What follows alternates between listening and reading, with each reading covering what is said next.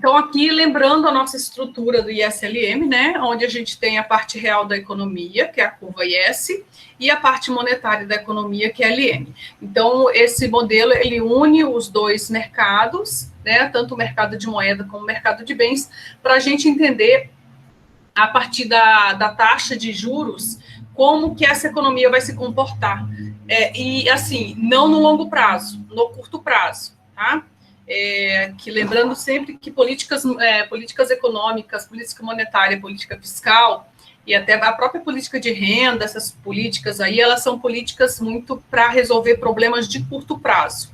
Problemas de longo prazo, a gente sabe que tem muito mais outros, que seriam justamente até as questões estruturais, né, e de infraestrutura de uma economia, educação, mercado de trabalho, tudo longo prazo, a gente precisa mexer em outras variáveis, tá?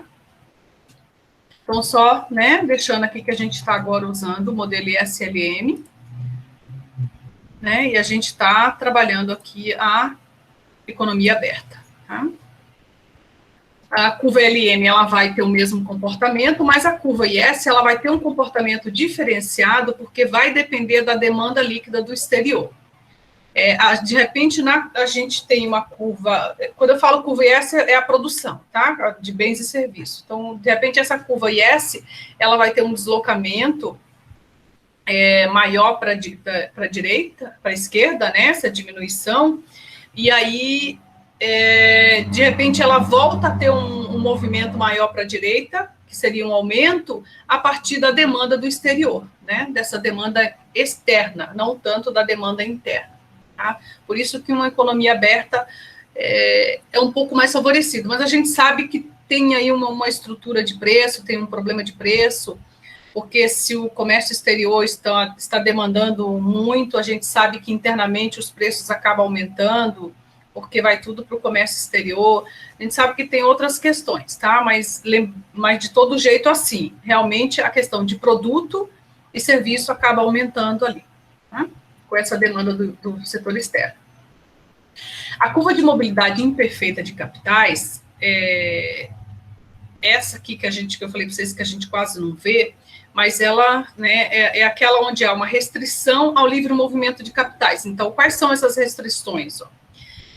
Pode exigir uma permanência mínima dos capitais internacionais, por exemplo, entrou capital no meu país, eu, governo, exijo que fique determinado período ali e que aquela pessoa física ou jurídica que colocou tenha que deixar por determinado tempo e não tire. E se tirar, tem uma tributação muito maior.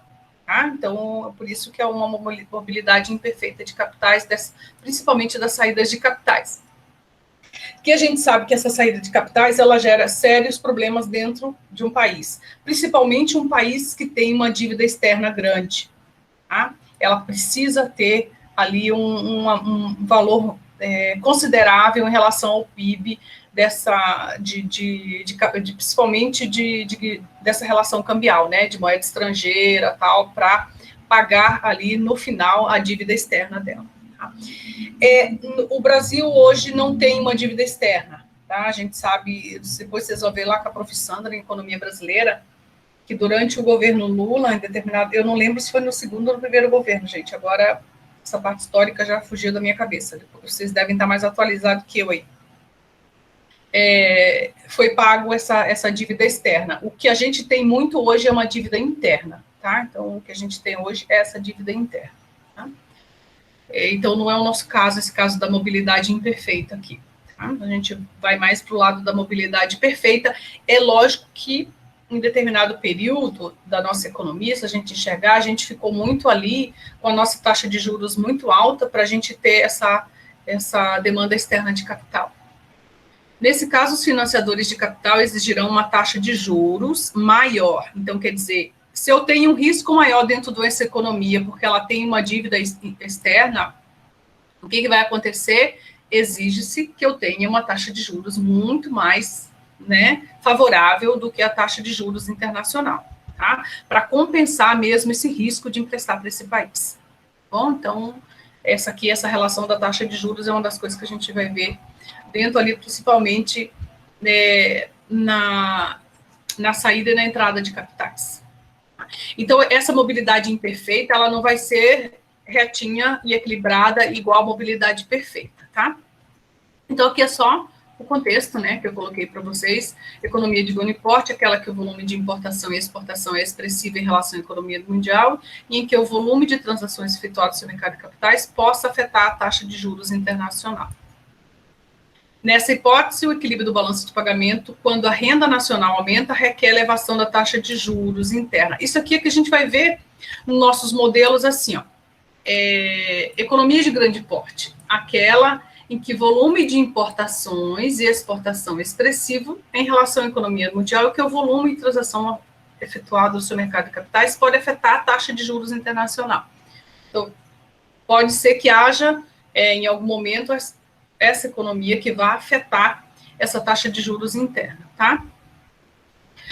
Ao contrário, a economia com perfeita mobilidade de capital e fluxo de capital depende da elevação da taxa de juros, tá? Então, não é o caso da mobilidade imperfeita. E aqui, das importação e exportação, é aquela mesma coisa que a gente viu, né? Se eu tenho uma renda nacional em determinado período da economia de 2015, eu vou falar assim, não 2015, eu vou falar 2010 a 2015, a gente teve muito favorável a questão das importações e viagens internacionais e tal, e por quê? Porque a renda nacional interna, ela estava muito alta, então isso estava elevando as importações, e a taxa cambial estava baixa, né? Então, assim, por exemplo, naquela época, para ter $1, eu precisava só de R$3. Então, diferente de hoje, né? Eu não lembro se era 3 ou 2,75, tá? Eu não lembro certinho.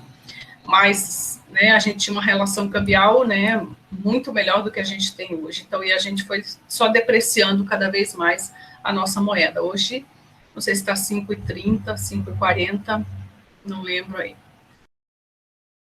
Então, aqui, tá a curva com mobilidade imperfeita de capital. À medida que a renda aumenta, a taxa de juros diminui, né? Então, qual que é essa relação? Por que à medida que a renda aumenta, a taxa de juros diminui? Na verdade, já é uma relação que pode se entender assim, ó. Muitas vezes, para que eu consiga aumentar uma renda, governo, eu já baixo uma taxa de juros, como que está acontecendo hoje. Tá? É lógico que hoje a gente está numa pandemia, as pessoas não estão comprando mesmo, então você não tem inflação, nada, mas muitas vezes o governo usa-se de uma redução de taxa de juros para elevar essa renda interna, tá? Logo, a curva é ascendente da esquerda para a direita, ou seja, deve prosseguir, deve possuir inclinação positiva. Por que ela deve possuir inclinação positiva? Então, assim, quanto maior a minha renda, maior, né? Quanto maior a minha renda, maior é a minha vontade de importar. Tá? Então, por isso mesmo. E quanto maior a minha taxa de juros Rzinho, maior é a entrada de capitais. Tá? Então, aqui, maior a entrada de capitais. Eu vou colocar K, por causa da mobilidade lá que a gente coloca. Maior entrada de capitais, aí ela vai ser assim, né, ascendente aqui, tá? Então, quando eu tenho uma curva mais virada, por exemplo, se eu tiver uma curva mais aqui, ó, mais aqui, eu tenho maior superávit. Quando eu tiver uma curva abaixo aqui, eu tenho um déficit, tá? Então, quanto mais ela trazer para baixo aqui, né, ela vai ser déficit. Quanto maior aqui, ela vai ser um superávit, tá? Então, quanto mais ela seguir aqui, por isso que a gente vai ver essa diferença aqui, mas a gente vai entender quando acontece o superávit e quando acontece o déficit. É isso que a gente vai entender dentro da mobilidade imperfeita de capitais.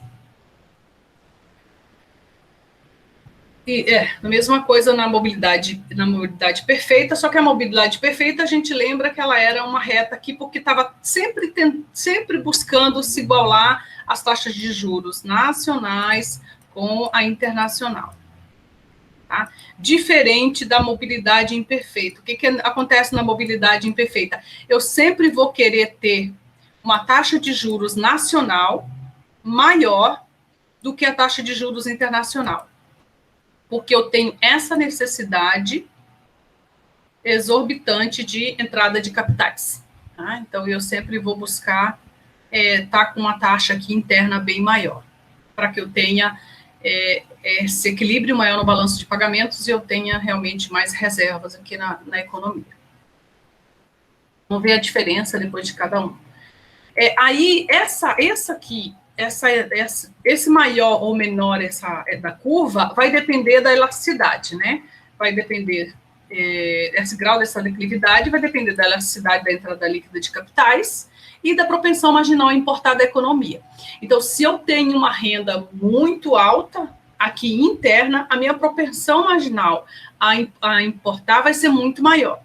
Se eu tenho uma renda baixa na economia e se também há uma depreciação cambial, eu tenho uma propensão marginal a importar muito menor. Então, isso vai depender da renda aqui, tá? E da elasticidade também vai depender dessa propensão, dessa entrada de capitais.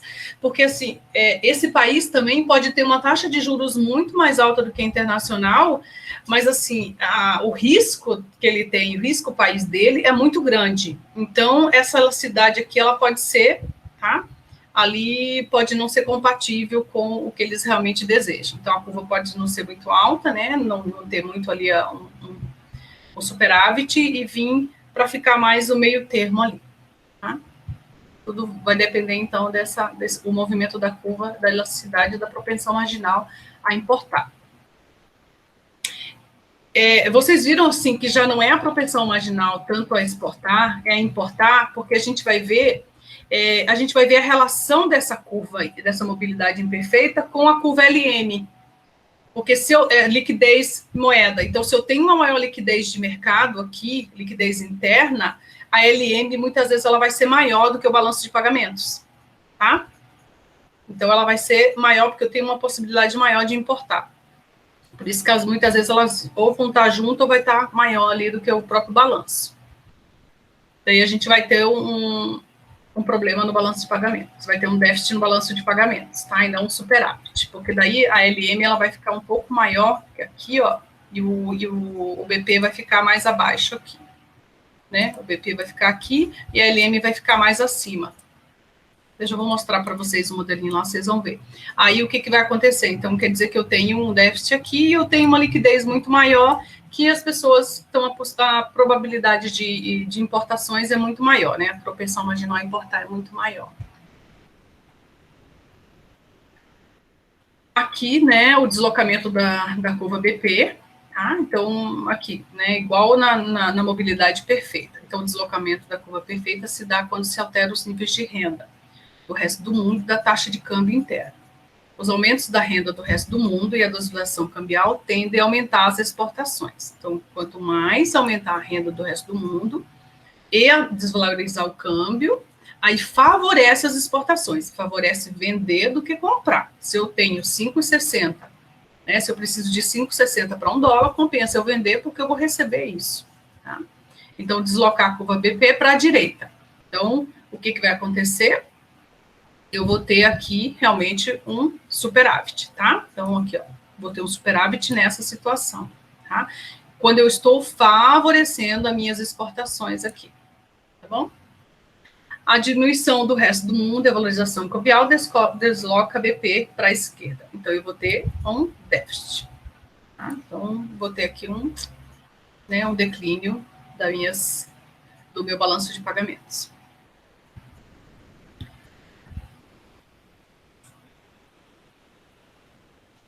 Isso.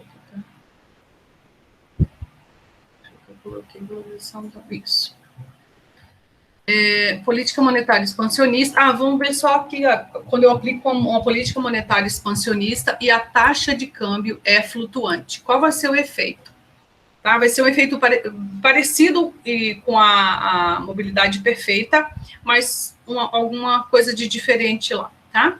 O aumento da oferta monetária vai diminuir a taxa de juros da economia. Então, o que vai fazer com essa diminuição da taxa de juros da economia? Então, a princípio, eu tenho essa taxa de juros e eu diminuo aqui a taxa de juros na economia. Quando eu diminuo a taxa de juros na economia, eu tenho realmente, aqui, eu saio desse nível de produto e venho para esse. Então, eu tenho aí, né, um IS, eu saio desse ponto aqui da IS e venho para esse aqui, tá?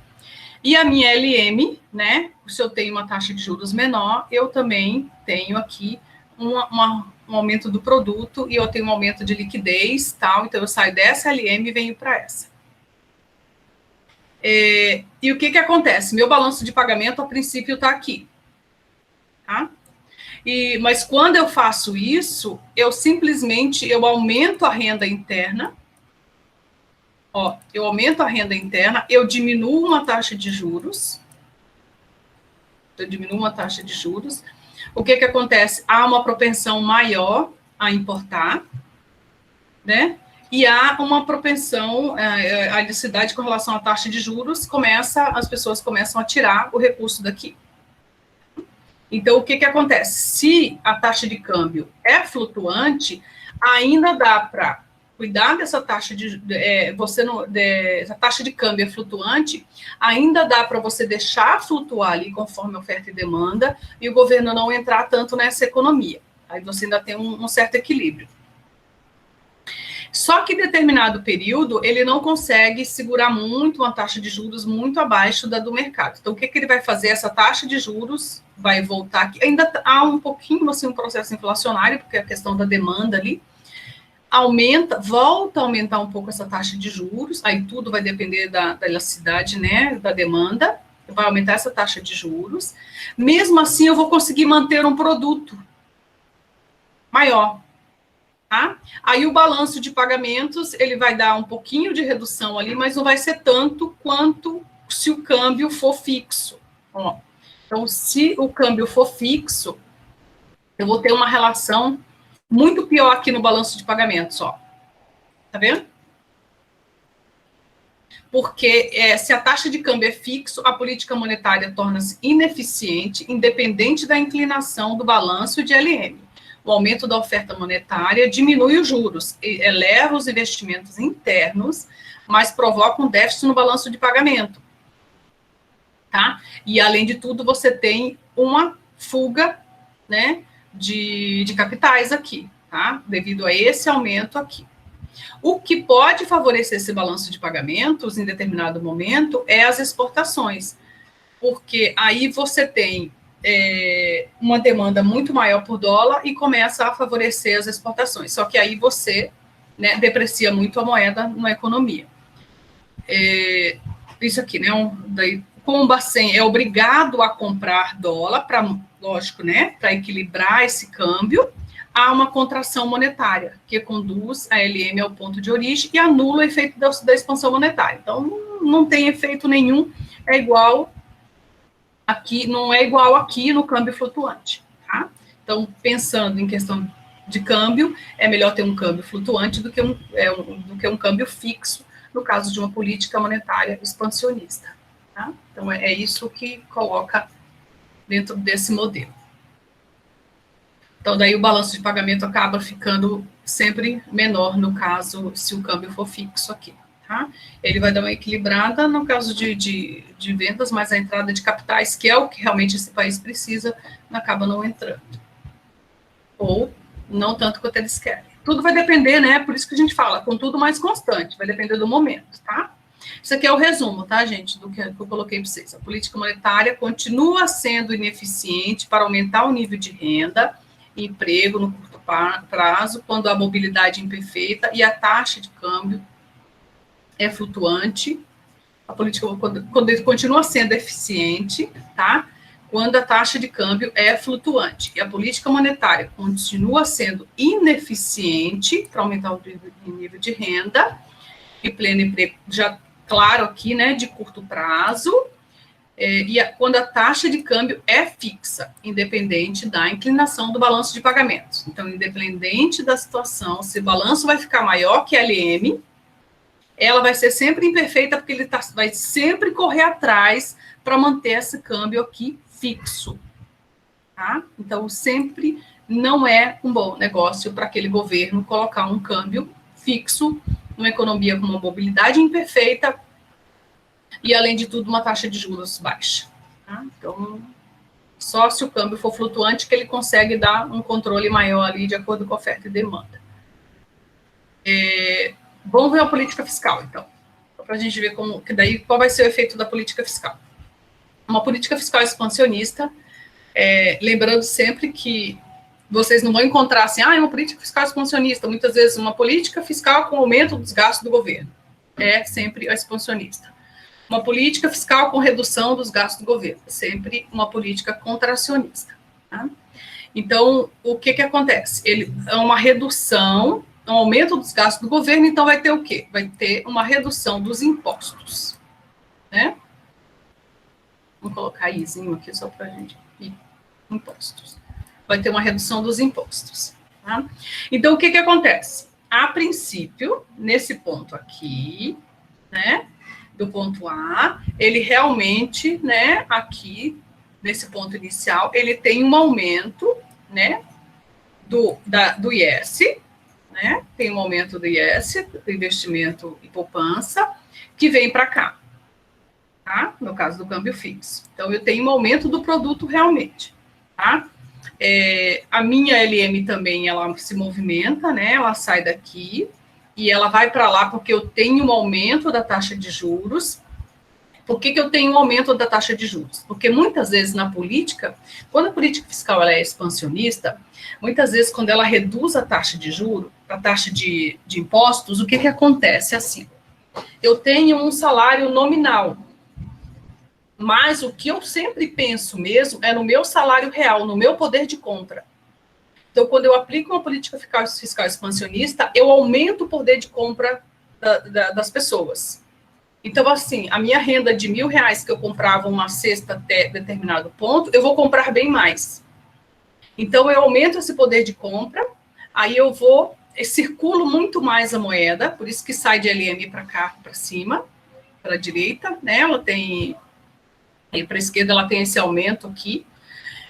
Então, quando eu aumento um pouco mais essa circulação, essa demanda por moeda, essa busca, automaticamente, né, lembrando com tudo mais constante, eu tenho um leve aumento na taxa de juros para eu acompanhar esse mercado. Tá? Aí, a curva BP será quanto menos o fluxo de capitais for sensível à taxa de juros. A curva do balanço de pagamentos, ela vai ficar aqui, ela vai variar de acordo com essa sensibilidade dessa taxa de juros. Então, ela pode, né, ficar um pouquinho acima de LM, né, aqui, ou menos ou mais, tudo vai depender aqui da taxa de juros, tá? Mas ela sempre vai estar aqui um pouco acima. Será mais inclinada quanto menos o fluxo de capitais foram sensíveis à taxa de juros. E também será mais inclinada quanto maior for a propensão marginal a importar. Então, o que acontece? Eu também aumentei a renda. Só que eu não aumento a renda de uma forma como ela na política monetária.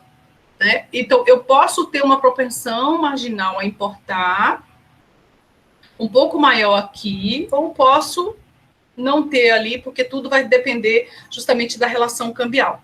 Tá? Aí, com a propensão marginal a importar mais alta, um dado aumento de renda produzirá um aumento maior nas importações. Para alcançar o equilíbrio no BP, será necessário um aumento compensatório na entrada de capitais e, consequentemente, uma maior taxa de juros. Então, ele volta aqui, ele busca aumentar a taxa de juros para equilibrar esse balanço de pagamentos, tá? Mas aí o seu nível de produto cai um pouco. Tá? E aí eu já não tenho tanto esse aumento aqui, mas mesmo assim, ainda mais equilibrado do que se eu deixar realmente direto, ou se eu deixar essa taxa de juros muito reduzida aqui, tá? Aí realmente eu tenho que ter essa maior entrada de capitais, eu volto aqui e para barrar um pouquinho essas importações aqui. Tá? Então eu volto a aumentar uma taxa de juros aqui. Com a política fiscal expansionista, o câmbio fixo, isso aqui é tudo o texto, tá? A política fiscal expansionista desloca para a direita a curva IS, e toda aquela questão aqui, com a taxa de câmbio fixa, para evitar a desvalorização da moeda, o Bacen vende as reservas internacionais, porque diminui a oferta monetária, e desloca a LM para a esquerda, então, né? essa aqui, essa LM que estava aqui, né? Ela vai para a esquerda, acaba tendo uma diminuição, tá? Diminuindo o efeito da política fiscal. Então, ela sai, né? Aí, aqui, já que Y2, né, é menor que Y. Então, é isso que está aqui, ó. Então, esse daqui, né, eu saio daqui para, né, um produto um pouco menor. Mas aí tudo vai depender da elasticidade, realmente, de como vai estar essa economia ou tal. Ele pode vir muito menor ou ele pode vir um pouquinho só menor aqui, tá? Não muita coisa. Ou seja, nesse caso, o efeito da política fiscal expansionista, embora provoque o aumento da renda, é menor que o caso da economia fechada. Tá? Então, ali ainda vai ser um pouco favorável. Tá? A política fiscal expansionista com o câmbio fixo. Né? Tá, aqui só o outro modelo. Deixa eu ver aqui agora o câmbio flutuante. Opa, ó, política fiscal expansionista, o câmbio flutuante. Então, se o câmbio for flutuante, a princípio eu tenho aqui, né, no ponto A, essa taxa de juros, né, e esse nível de produto. O que vai acontecer? A minha taxa de juros vai subir muito para tentar acompanhar esse mercado, esse câmbio flutuante, tá? Só que, né, aí eu vou ter uma taxa aqui bem maior, só que daí, como o câmbio é flutuante, eu vou ter um equilíbrio melhor nesse balanço de pagamentos, tá? Eu saio daqui, ele aumenta aqui, e o que acontece? Eu tenho uma redução da taxa de juros, eu posso vir a ter, ao invés de eu ter um aumento lá no câmbio fixo, eu posso vir a ter uma redução da taxa de juros, e também o nível de produto não muito alto, tá? Então, vai ser mais ou menos o mesmo efeito do fixo quando a política fiscal é expansionista e o câmbio. A única coisa que a gente vai ter ali é que eu não vou precisar aumentar muito aqui a minha taxa de juros, porque a minha mobilidade de capitais vai equilibrar o balanço de pagamentos. Deixa eu colocar aqui, ó. A política fiscal expansionista provocará um aumento da taxa de juros, né? Já foi visto nos dois, tanto no fixo quanto no flutuante. Sendo que BP menos inclinada que LM, então, balanço de pagamentos, tá? Ele vai ficar aqui, né, menor, ele não vai ficar com um déficit, mas ele vai ficar menor. Mas a liquidez na economia vai estar maior. Então, eu vou ter uma propensão marginal a importar maior, tá? Então, eu estava aqui, mas eu estou aqui. Então, ele vai, mesmo assim, ainda vai ser um pouco mais alta a propensão marginal a importar. Sendo o BP menos inclinado que a LM, então, e a consequente valorização da moeda cambial, da moeda nacional. Então, quer dizer, ao invés de 5,20, eu preciso de R$3 para ter $1. Então, eu vou ter mais assim, aí por isso que ele coloca que a LM é maior que BP, porque eu vou ter uma liquidez maior aqui na economia. Essa valorização implica a diminuição das exportações, né, líquida, deslocando o BP para a esquerda, a sua posição original IS. E também o resultado será que a política fiscal consegue aumentar a renda, mas é um volume inferior da economia fechada. Tá? Não funciona muito na política fiscal. Tá? Aqui só mostrando que, ó, nesse caso, o aumento da taxa de juros causado pela política fiscal expansionista provocará um déficit no balanço de pagamento. A desvalorização da moeda nacional desloca tanto BP e IS para a direita, potencializando o efeito da política fiscal. O que acontece aqui, ó? Eu tenho essa taxa de juros, esse nível de produto. O que pode acontecer na política expansionista no médio prazo, tá? Eu tenho um aumento, né, da taxa de juros, só que eu tenho aqui, ó, um maior fluxo de capitais. Então, eu posso vir, mesmo com câmbio flutuante, eu tenho duas situações, né? Eu posso vir aqui e sair daqui e vir para esse balanço de pagamentos. Por quê? Porque ao invés de, conforme eu vou aumentando essa taxa aqui de juros, eu vou tendo um maior fluxo de capitais. Então, eu vou melhorando um pouco a economia, vai entrando mais dinheiro aqui. Então, eu vou conseguindo aumentar aqui um pouco esse produto, tá? Então, eu posso vir a ter, potencializar o efeito da política fiscal com, né, com a política fiscal expansionista, mas, assim, a desvalorização da moeda nacional, ela pode deslocar esse S mais para a direita, que é aquela questão, né? A renda internacional cresceu, eu começo a precisar de R$ 4 para ter $1, então eu estou favorecendo as exportações e não a importação. Tá? Então eu começo a ter, começo a mudar um pouco o sistema dentro da economia. Então tudo vai pensar assim, a gente vai enxergar muito médio, curto e longo prazo, curto prazo e médio prazo, lá quando a gente trabalhar oferta agregada e demanda agregada também, fica mais fácil, tá?